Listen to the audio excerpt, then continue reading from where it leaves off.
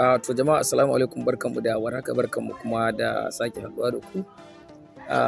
Jama'a kamar yadda kuka gani a taro an ƙaddamar da Sanata Ibrahim Muhammad Bamai a matsayin ɗan takararmu na sanata na Yobe ta Kudu. Yayin da mutane da dama suka yi cincirindo wurin nuna goyon bayansu ga shi Sanata Ibrahim Muhammad Bamai.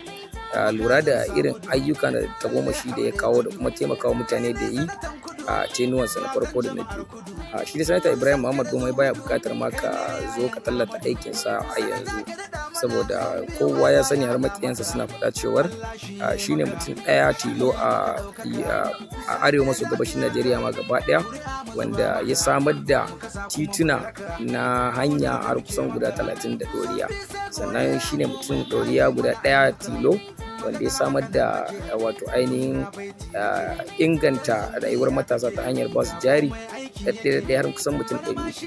Sannan bai tsaya a nan ba, Sanata Ibrahim Muhammad mai kowa ya sani ya raba motoci da babura masu taya biyu da babur mai taya uku, banda irin kaya da yake bayarwa a rabawa almajirai a tsangayu na bargo, taburmai da sola da ya babbayar. Sannan Sanata Ibrahim Muhammad Bamai bai tsaya nan ba, kowa ya riga ya sani ya yi ayyuka irin na ruwa a cikin garin Fika Fatiskum domin inganta rayuwar al'umma.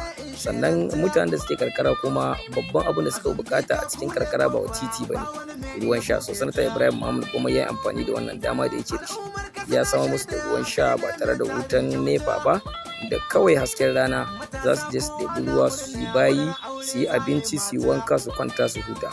So ga mutanen da ba su san kaɗan daga cikin ayyukan Sanata Ibrahim Muhammad ga shi na bijiro da su.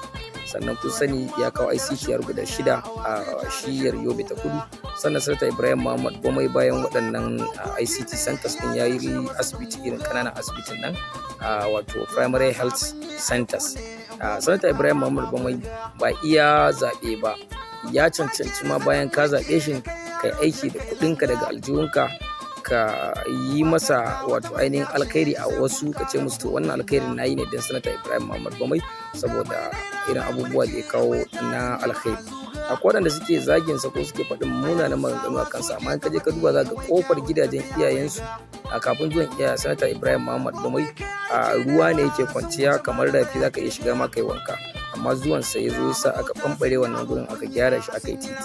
So wannan ɗin butulci ne. Idan Allah ya maka ni'ima ka fito ka gode ma Allah, domin in mutum ya maka abun alkhairi idan ba za ka iya gode masa ba ka yi shiru.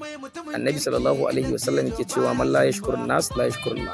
Duk wanda baya gode ma Allah, mutane idan suka masa abun alkhairi to ba zai gode wa Allah ba ma in ya masa.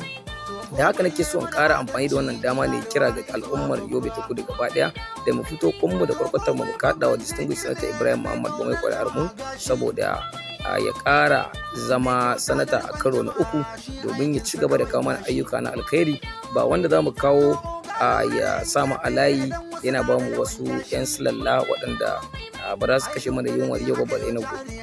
Ka zaɓi wanda zai kawo maka ayyukan alkhairi da kai da 'ya'yanka da jikaninka za ku amfana in Allah ya sa kuna da rai da lafiya, ba a baka kuɗi yau 5,000 gobe 10,000 shikenan ta wuce ba.